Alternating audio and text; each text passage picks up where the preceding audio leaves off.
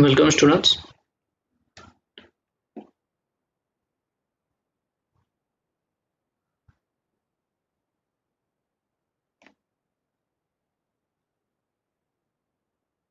We have started with partial differential equation. We will learn what is a partial differential equation. So partial differential equation is an equation which contains derivative terms. But in this, the derivative terms they are with respect to more than one independent variable.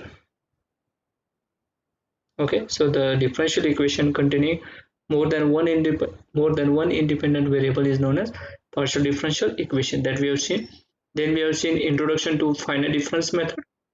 So in finite difference method there is forward difference method, backward difference method and central difference method.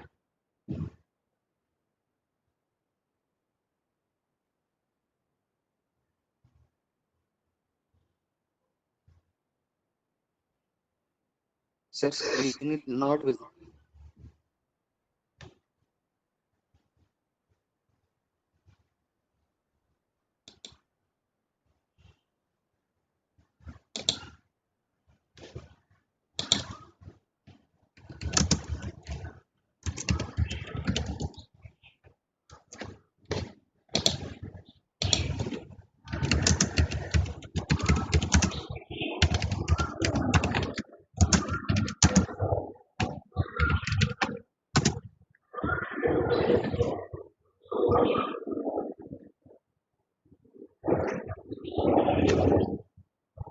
Hello, can you hear me? And can you see the screen properly? sir.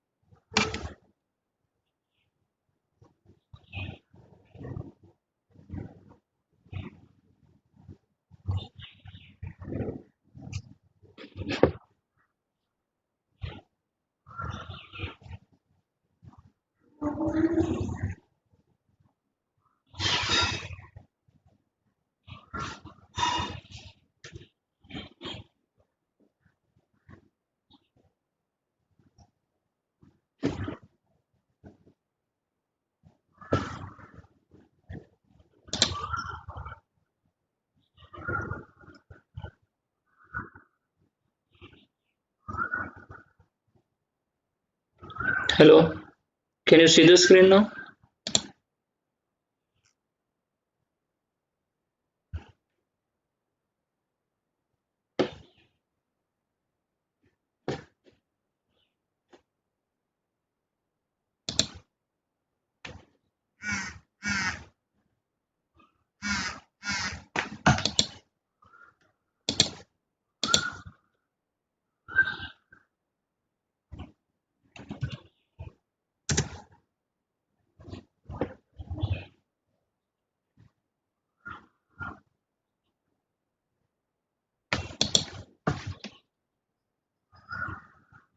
Wait a minute.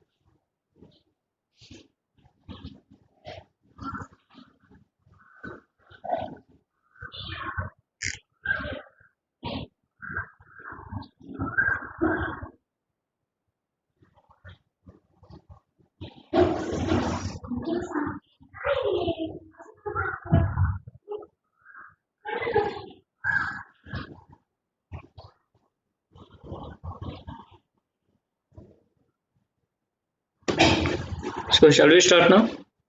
So we have seen classification of linear second order partial differential equation. So this is a linear second partial differential equation. A, B, C, D, E, F, and G are the constants. Okay, and how to classify the equation, or how to classify this differential equation, is based on this formula: b square minus 4ac. If b square minus 4ac is less than 0, it is elliptic equation. If b square minus 4ac is equal to 0, it is parabolic equation. And if it is b square minus 4ac greater than 0, then it is hyperbolic equation.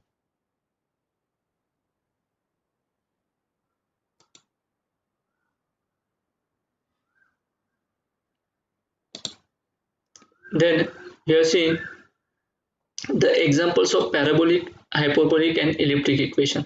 So one dimensional heat conduction equation is nothing but the parabolic equation. This we are going to study. And a two-dimensional Laplace equation, it is an example of elliptic equation. Okay, so now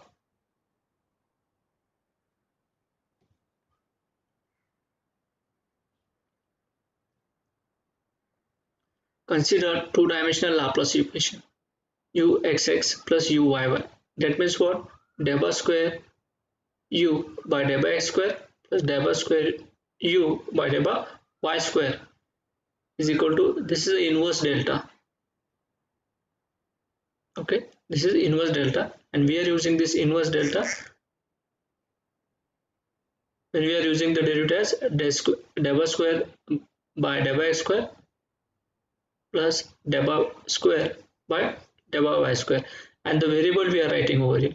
So inverse delta square indicates you delta square by delta x square plus delta square by delta y square, and what is the variable?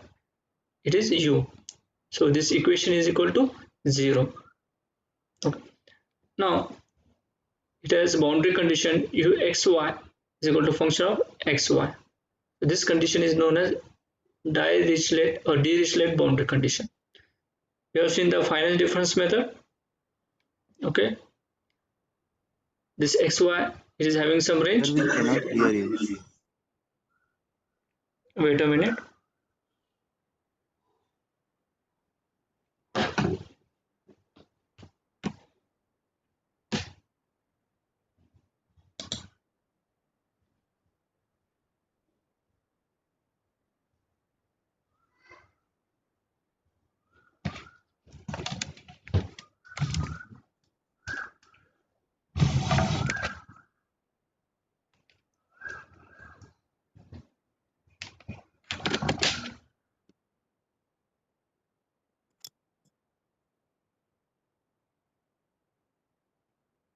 Now I am audible to all.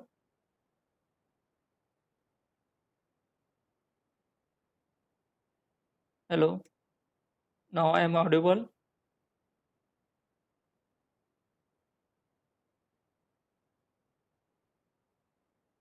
Hello students. Am I audible now to everyone?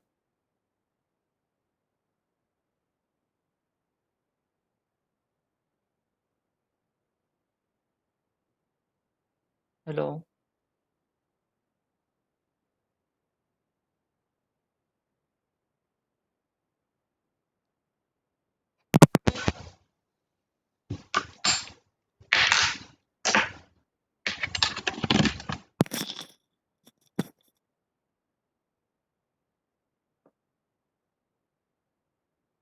Hello everyone. Am I audible now? Hello.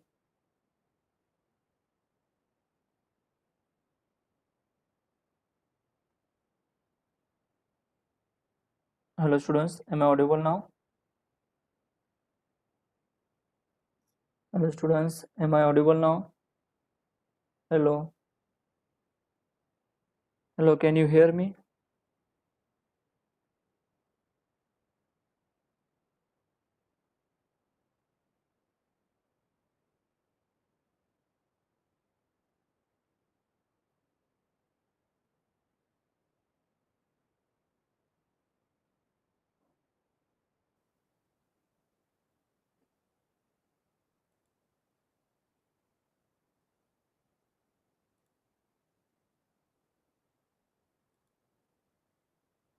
Hello. Hello. Can you hear me?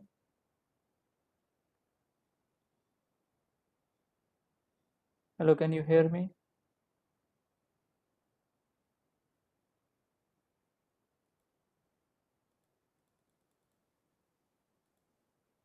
Hello.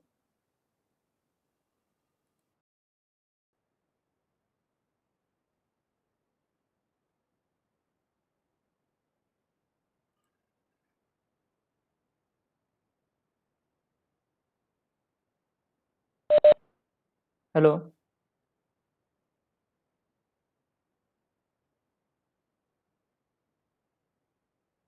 You are audible.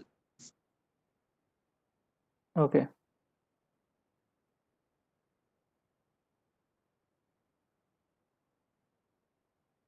Is it okay now? Someone please Yes, reply. sir. Okay. Thank you.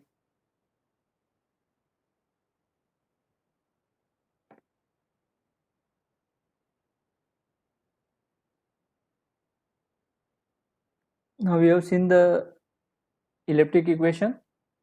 So the elliptic equation or the two-dimensional Laplace equation is an example of elliptic equation. Here you can see uxx plus uyy is equal to 0. Uxx plus uyy means what? Delta square u by delta x square plus delta square u by delta y square is equal to 0. So instead of using delta square by delta x square plus delta square by delta y square, we use an inverse delta operator over here. You can see it is an inverse delta operator. So it is delta square. This represents what?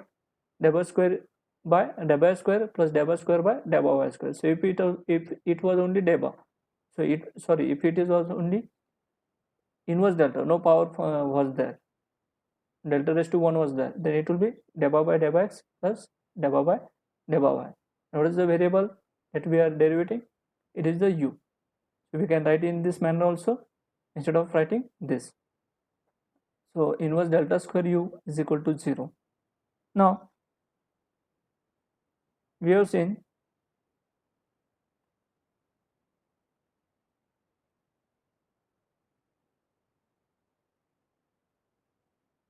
the x, we are having the variable x and y. So h is the increment in x, k is the increment in y.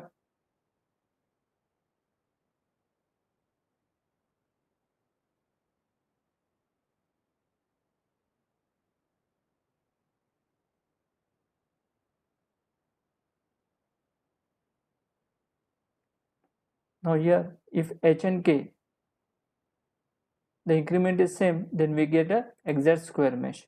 So here you can see if h is equal to k, then we have a uniform mesh.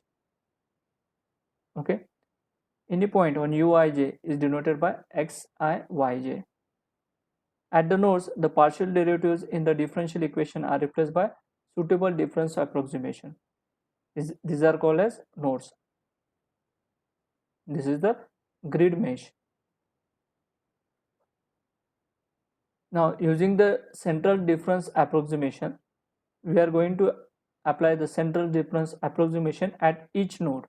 What we get is that we get a standard 5-point formula, which is this one. This is the standard 5-point formula which you get after applying central difference approximation. Okay, in a simple manner, you can see over here, this is the formula uij is equal to 1 by 4. And what are the terms we are adding over here? These are the neighboring terms uij. We have to find this point uij is equal to 1 by 4 you have to take, and you have to add all the neighboring terms. So what are the neighboring terms to this uij? Uij plus 1, ui plus 1j, uij minus 1, and ui minus 1j. You have to add these terms. The sequence can be any. Start from here, you start from here. But you remember that when you have to find this central term ui minus uij, it will be equal to 1 by 4, the addition of all the remaining terms. So this is nothing but a standard 5-point formula. So you can denote the nodes in this manner, u1, u2, u3. You can start in this way, or you can start in this way also, u1, u2, u3. You can label it according to your way. Now there is another formula known as diagonal 5-point formula. If neighboring points are not available, we can use the diagonal 5-point formula. Here you can see again we have to find the value of uij. So when we have to find the value of uij, we'll be using the diagonal points, means these points over here. So it will be equal to 1 by 4. You can start it from anywhere, ui plus 1 j plus 1, ui minus 1 j plus 1, ui plus 1 j minus 1, ui minus 1 j minus 1. Okay, you follow one sequence, so a term does not get repeat or any of the term, so that it is easier for you when you go in a sequence. So if you are starting from this point, you go in this point. You can go clockwise or you can go anti-clockwise also. Okay, so it's a simple formula. So when you have to use this diagonal 5-point formula, when neighboring points are not available, which are the neighboring points? This one, this one, this one, and this one. These are the neighboring points. When these are not available, we are using diagonal 5-point formula. But in general, when you are solving the problems, normally we are using the neighboring 5-point formula. Okay, we are not using this formula. Someone please mute your mic. So we'll see an example of this, how to solve a Laplace equation. So Laplace equation is given to you, uxx plus uyy is equal to 0. Solve numerically for the following mesh with uniform spacing with boundary conditions as shown. Now they have given you the problem. You have to find the value of u1, u2, u3 and u4. Okay, they have given you the diagram. Also they have given you the boundary conditions. See, on this boundary you are having the values. These are known as the boundary conditions. Okay, so we are having neighboring values over here. You can see for u1 these are the neighboring values, for u2 these are the neighboring values. So we are having the neighboring values over here. So we'll use the first 5-point formula. So this one, okay, it is same as previous. So now here you can see boundary conditions are symmetric about diagonals AC and BD. You can see if you go this way, AC is this diagonal. You can see about this diagonal boundary conditions are same, 6 6, 3 3, 3 3 and 6 6. So this is along the AC diagonal boundary conditions are same. If we go along the BD diagonal, so BD diagonal is this one. So along the BD diagonal you can see 3 3, 6 6, again 6 6 and 3 3. The boundary conditions they are same. So what we can conclude is that u1 is equal to u4. So if we see u1, okay, if you go along this boundary this way, so on both sides it is having 6 6. If you see u4, on both sides it is having 6 6. So u1 is equal to u4. If you go for u3, you can see u3 it is having 3 3 on both sides. For u2 also it is having 3 3 on both sides. So u1 is equal to u4 and u3 is equal to u4. So when a condition or when a problem is given to you, you have to check along which boundary it is symmetric. So if it is symmetric, you will get u1 is equal to u4 and u2 is equal to u3. So it will reduce your time to solve the problem. Therefore we have to check along which boundary or along which diagonal the boundary conditions they are symmetric. So we obtain the following difference equations. So at 1 you can see over here, this is the point 1. Okay, so what we can write, u1 is equal to 1 by 4. u1 is equal to 1 by 4 addition of all neighboring terms. So what is the addition of all neighboring terms? Which is the first term? Let us consider this is the first term. u2 plus u3 plus 3 plus 3. So here you can see over here at 1, you have to, at 1 means at u1, for u1 you have to write the equation. So u2 plus u3 plus 3 plus 3 which is equal to 4u1. So we have taken 4u1 on one side, so we get minus 4u1. This equation you are getting. Similarly, you have to apply the equation at point 2. So when you apply the equation, the 5-point formula at point 2, you get 6 plus 6 plus u4 plus u1. So finally you get two equations, minus 2u1 plus u2 minus 3. This is when we apply the 5-point formula at point 1, and this is the equation 2u1 minus 4u2 is equal to minus 12 when we apply the formula at point 2. So just by adding these two equations you can obtain the value of u1, u2, u3 and u4. So when it gets simplified, when the problem gets simplified, when we know whether the conditions there, whether the boundary conditions they are symmetric about any axis or not. So in this problem you have seen the boundary conditions they were symmetric about two axes, AC and BD. Now in the next problem,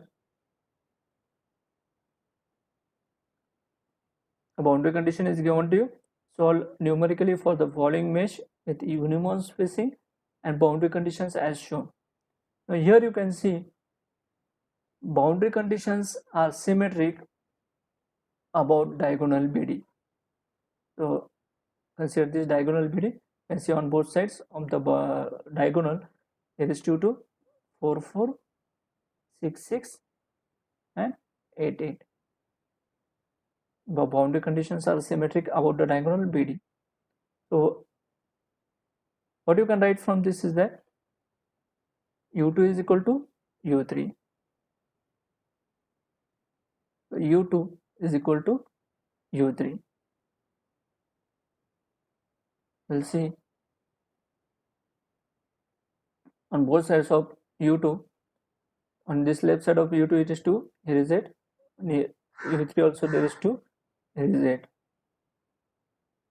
So U2 is equal to U3 and we have to determine U2, U1, U2 and U4 values. So as we have to determine three nodes U1, U2 and U4, so three equations will be requiring. So we have to consider 3 points. So we'll write the equation at first point at U1 point. So at U1 it will be equal to addition of all neighboring terms. So for U1, U2 is the first neighboring terms. So U2 plus U3 plus U2 plus 2 plus 2, and lastly you have to write minus 4U1.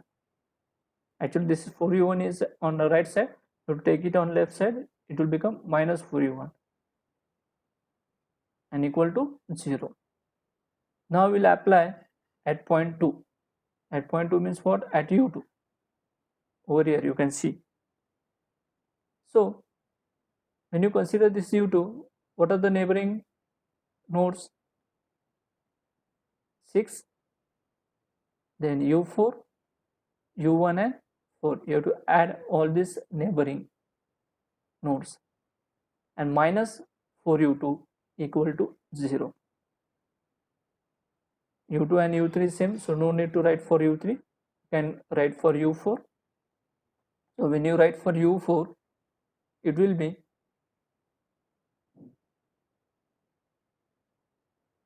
8 plus U2, 8 plus 8 plus U3 plus U2 minus 4U4. So you'll get an equation, you'll get three equations in this way. Okay, now here when you get three equations or more than three equations, you have to go by Gauss elimination method.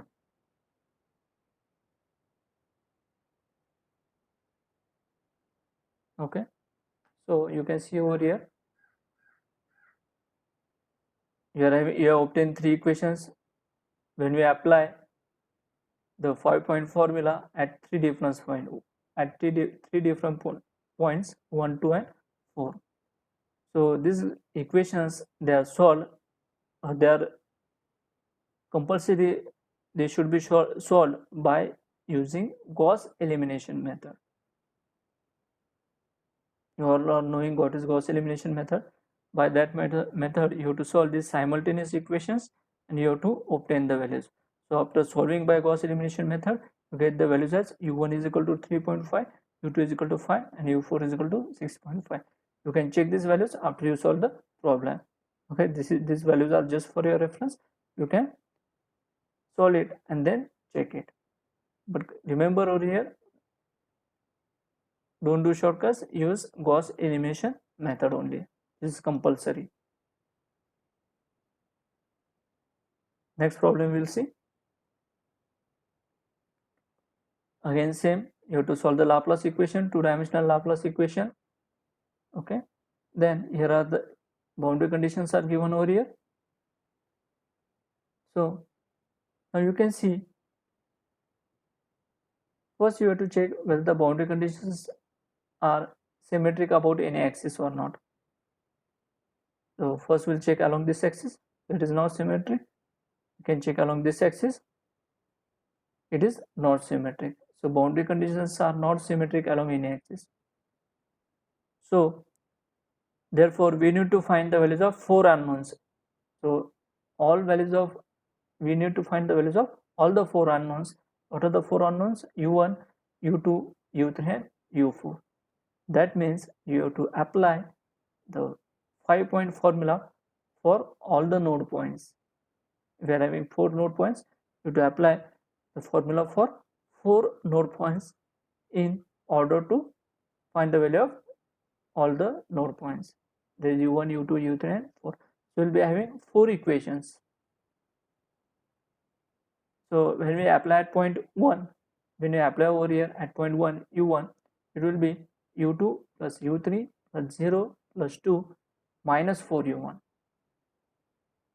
Okay, this is the first equation. When you apply at u2, your equation will be 1 plus u4 plus u1 plus 3 minus 4 u2.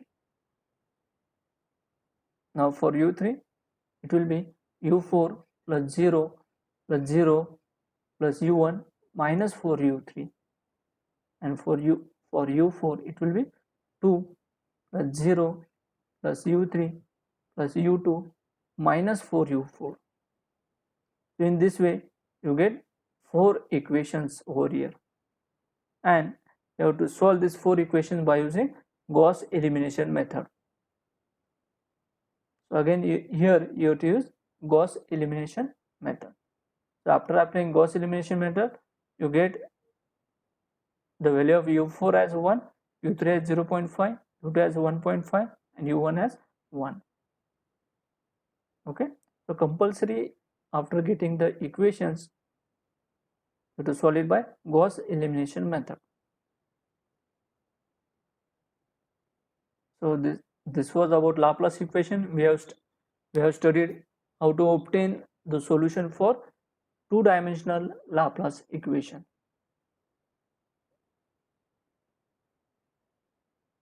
And this two-dimensional Laplace equation, it was the example of what? Elliptic equation. Now we'll go on to heat conduction equation. There is a parabolic equation. Okay. Also this heat conduction equation is what? It is a one-dimensional heat conduction equation. Now consider a thin homogeneous insulated bar or a wire of length L. Consider, you might have studied in heat conduction problems, heat conduction through cylinder. There problems you might have studied, heat conduction through cylinder. So that cylinder is nothing but we consider it as bar or wire of length L. Okay. Let the bar be located on the x-axis on the interval 0 to L. Means we locate the bar on the x-axis. So x0 is 0 and length of bar is what? L. So x is having the interval 0 to L. L is its length. The rod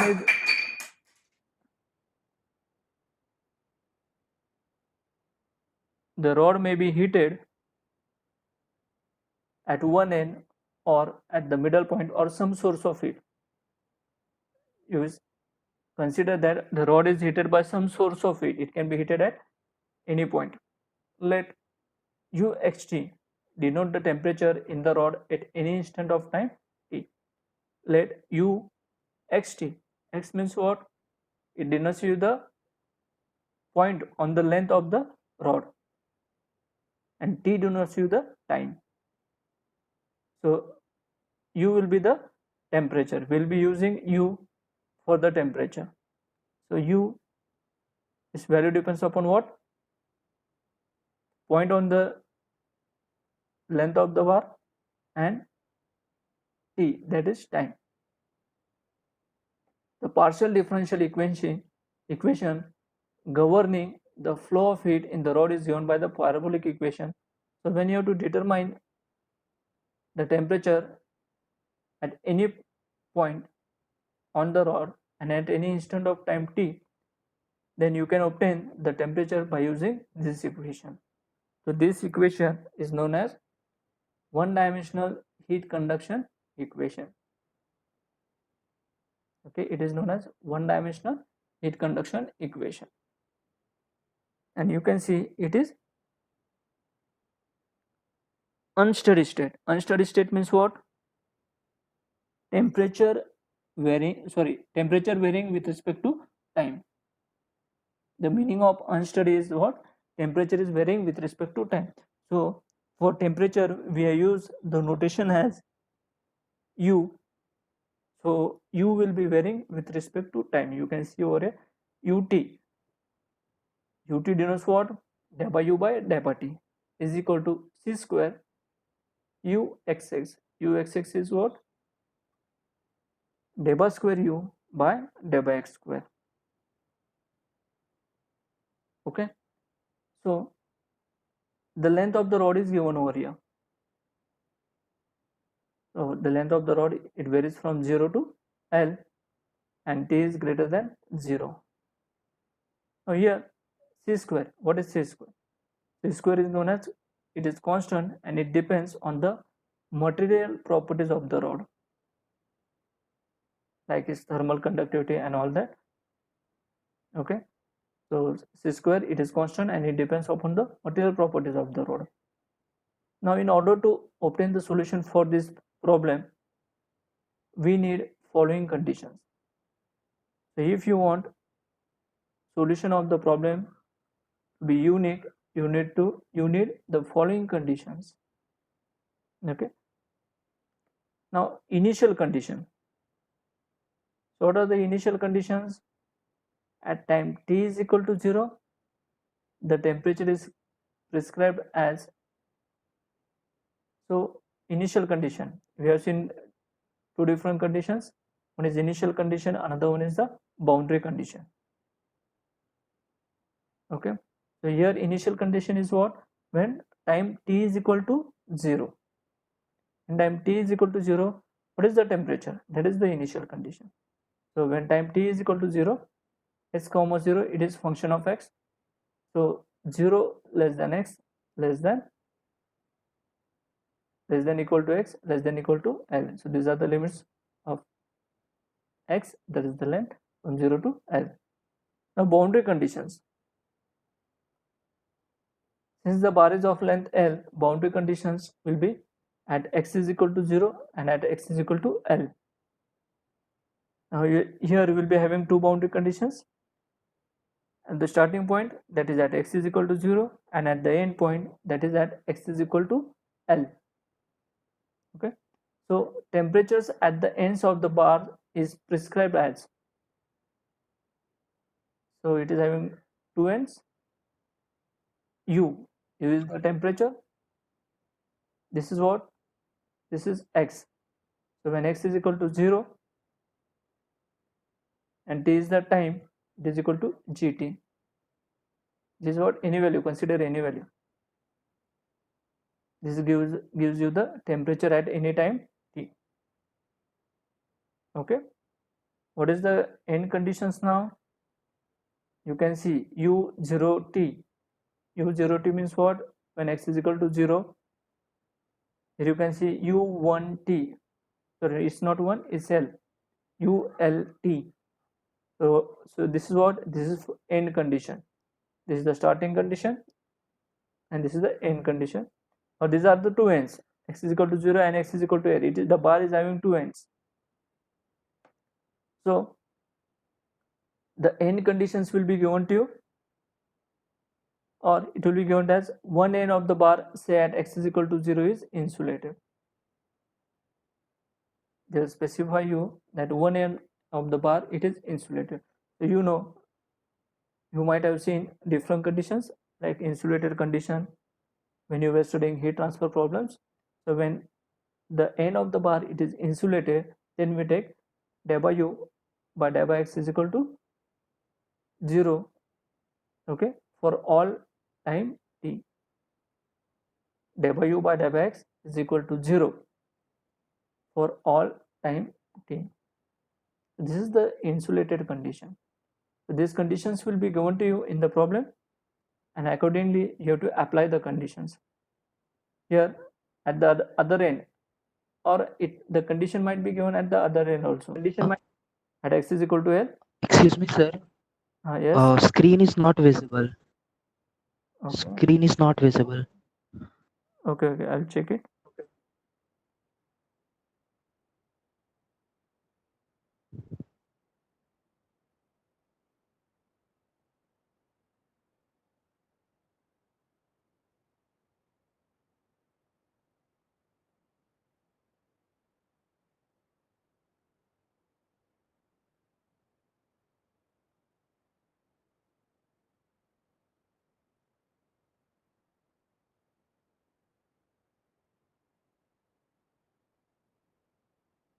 Wait a minute.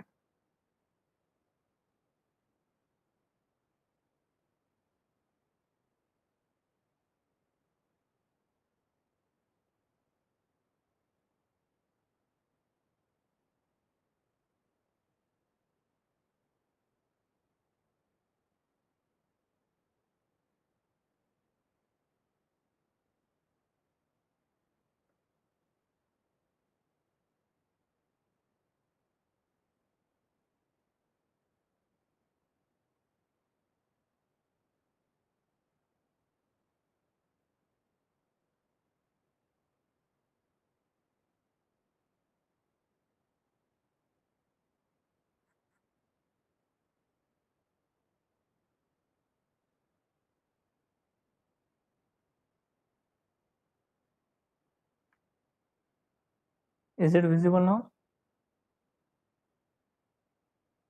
Sir. Okay. Sir.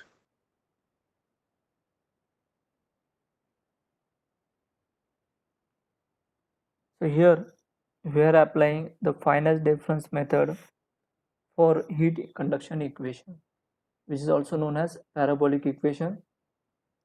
Okay. So consider a rod of length L. So consider a rod of length L, and we have to determine the temperature along the length of the rod at any instant time t. Okay. So how to find the temperature at any point on rod x at any instant time t? So we can find the solution for that using this equation. This equation is nothing but one-dimensional heat conduction equation. Now ut, it represents you what? Ut represents you that temperature is changing with respect to time. Here for temperature we have used the notation as u. So the ut, it denotes you delta u by delta t is equal to c square uxx. So uxx means what? Delta square u by delta x square. As we have considered only x over here, it is one dimensional. What is c square? C square is nothing but constant, and it depends upon material properties of rod. Okay. Now to get the exact solution or the unique solution, we need some auxiliary conditions. That auxiliary conditions are known as initial conditions and boundary conditions. Here you can see what is the initial condition. Here initial condition is that as temperature is varying with respect to time, initial condition will take as at time t is equal to 0. So when time t is equal to 0, the initial condition will be prescribed to you. You can see ux at any length and at time t is equal to 0. U is function of what? U is function of x and t. So here it is x, here it is t. T is equal to 0. That denotes you at at time t is equal to 0, and here some function or some value will be given to you. Then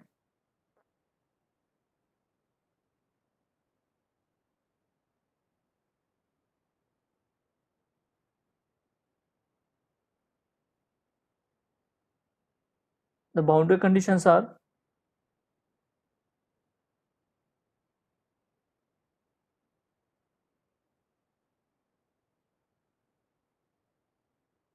boundary conditions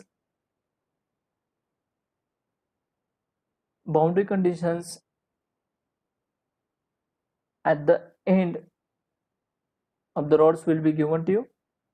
So at the end of the rods it is u0t and ult. Okay. And if it is said that at x is equal to 0 the bar is insulated, that means what? Delta u by delta x is equal to 0 at any time t. This is the insulated boundary condition. That condition, insulated condition, can be applied at x is equal to L also. So when it is applied at x is equal to L, then it will be del by u by del by x at x is equal to L is equal to 0. Since in this problem initial and boundary conditions,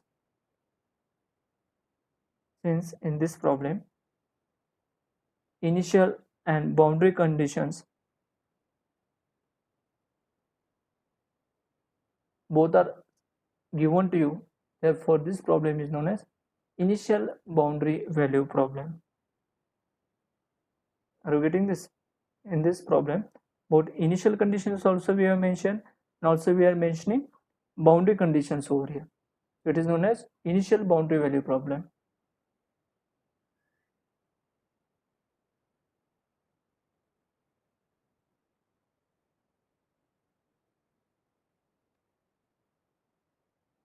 Now the finite difference methods, they are classified into two categories.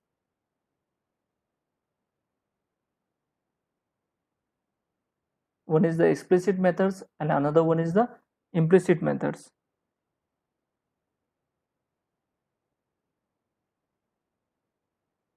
All of you can see this slide. Finite difference method classified into two categories, explicit methods and implicit methods.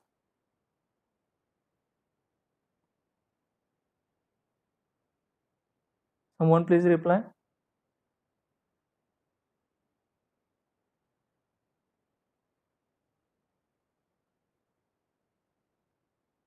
Finite difference method, explicit method and implicit methods. Can you see the screen?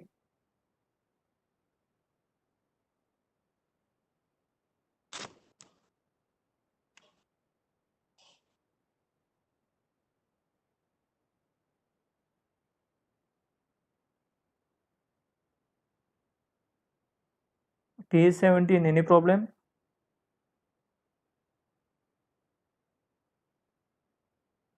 Not visible, sir. Okay. Okay. So I'm facing some network issues. That's why the slides they are lagging.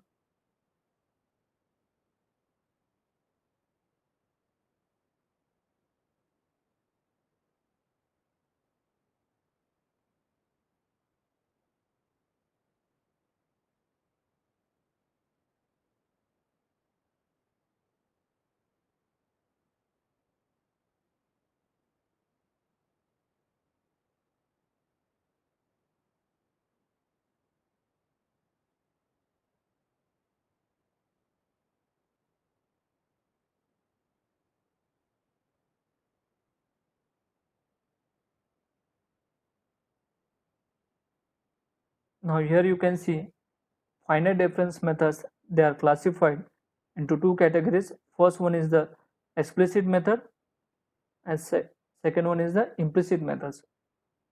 So in explicit methods, the solution at each nodal point on the current time level is obtained by simple computations like addition, subtraction, multiplication and divisions using the solutions at the previous or one more levels. So the meaning of explicit method is that the solution at each nodal point on the current time level. You can see the figure over here. T is along y-axis and x is along. So you can see on x-axis there is it denotes you the length. Now this time t, it is having different levels. Okay, consider level j minus 1, level j plus 1. This consider these three levels over here. Okay, it is having three different levels. So the solution at each nodal point on the current time level is obtained by simple computations using the solution on one or more previous levels. So if I want to know the values on the level j, I can obtain the values on the level j by using previous values. Previous values means what? The previous values means what? Level j minus 1 is the previous level. We can obtain from the values available on j minus 1 level. You can see that, you refer the figure. Once again I will tell you, you consider level j, you have to obtain the values on the level j. So if you have to obtain the values on the level j, you can obtain the values from the previous level, from the previous one or more levels. So what is the previous level to j? The previous level to j is j.1. So if you are knowing values on the j.1 level, you can obtain the values on the level j. If you are knowing the values on the level j, you can obtain the values on the level j plus 1. So this method is known as explicit method. And in implicit methods, we solve a linear system of algebraic equations for all unknowns on any mesh line t is equal to tj plus 1. Now implicit method means what?